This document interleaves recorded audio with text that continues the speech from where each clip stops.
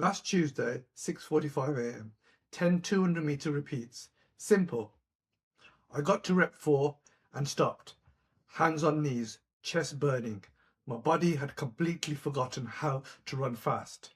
3 months of zone 2 training had built me a diesel engine, but it also stolen every gear I owned. And if you a runner over 40 who's been grinding away at slow, easy miles, this video is about the exact moment I realized I trained half the equation for my sub-4 marathon, and 5 things I'm doing right now to fix it.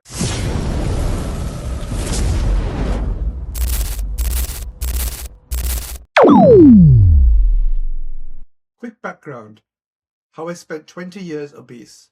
I've talked about that journey before. The short version: park run, 5Ks, half marathons, and eventually the marathon. Now I'm chasing a sub-4 marathon. This year I committed to doing things properly. Zone 2 training, low heart rate, build the aerobic engine. Every coach on YouTube says it, so I did it. For 3 solid months, I kept my heart rate below 145 and just ran slowly. My endurance soared. My easy pace crept down. I could run for 2 hours and feel fresh at the end. There was just one problem, and I didn't see it coming. I'd built the engine, but I'd completely forgotten to build the gears. That morning on the pitch wasn't just a bad session, it was a wake-up call. Because here's the thing nobody tells you about. Zone 2 training when you're over 40, when you spend months running exclusively slow, your neuromuscular system adapts. The fast twitch fibers, the ones that give you power and turnover, they go to sleep. Your running economy at faster paces deteriorates. Your brain literally forgets how to coordinate your limbs at high speeds. It's not just in my head. The research backs this up. Studies show that masters runners lose neuromuscular efficiency faster than younger runners when they detrain from speed work. The good news is it comes back, but you have to be deliberate about it. And the worst part, I knew this. I'd read about it. I'd watched videos about it. I just thought I'd be fine. I thought that the marathon base would carry me through. It didn't. So there I was, rep 4, stopped, and then another quieter voice cut through the pace. Not the one telling me that I was too slow or too old. The one that said, "You've been here before. You've come back from worse." Before I tell you what I'm doing about it, I want to be honest about what I was feeling. Because I think if you're a runner over 40, you probably felt it too. It's that creeping doubt, the voice that says, maybe this is just what happens. Maybe you don't get faster after a certain age. Maybe the best you can hope for is holding on. I felt that deeply. And I also felt something else, anger, not at my body. It was just doing what bodies do when you ignore a whole energy system for months. I was angry at myself for thinking I could skip this part, for buying into the idea that slow running alone would get me a sub-4 marathon. The marathon isn't just an endurance event, it's a speed endurance event. And I'd trained half the equation. So I sat down with my training log. I looked at what I'd done and what I hadn't done. And I built a plan, not a radical one, not a young man's plan, a middle-aged runner's plan. Before I get into what I'm actually doing about it, I want to ask you something. Have you ever finished a run and felt like your legs just wouldn't turn over the way they used to? Like the speed you had a year ago has just evaporated? Drop a quick yes or tell me your story in the comments. I read every single one, and I think a lot of us over 40 are dealing with this silently. This is exactly what I'm doing about it. No fluff, no secret formula, just honest, unfiltered plan. Number 1, strides, twice a week. If you don't know what strides are, they're short bursts of 20 to 30 seconds, roughly 85 to 90% effort. Not all out, just enough to remind your legs what fast feels like. I'm doing 6 or 8 of these at the end of 2 easy runs each week. They are 5 minutes. They don't wreck your recovery, and they are a single best bridge between pure slow running and proper speed work. Number 2, one dedicated speed session per week. I'm not doing anything heroic. I'm doing 200 meters, 400-meter repeats, and roughly 5k pace. Short enough that I can maintain form, long enough to stress the system.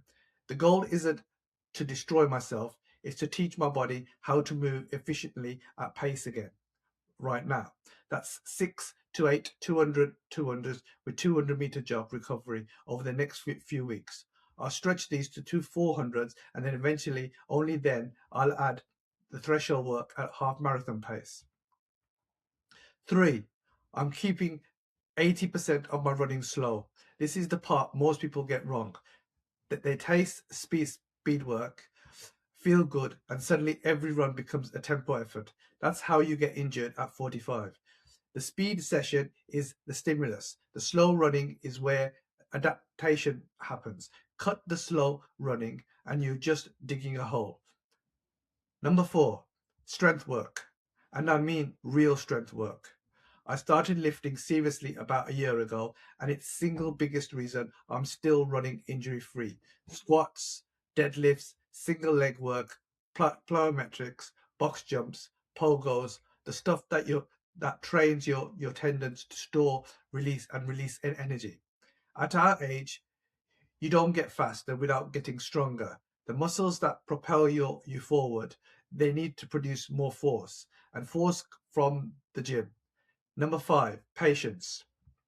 I know nobody wants to hear that, but here's the truth. I spent 3 months letting my speed decay. I'm not getting it back in 2 weeks.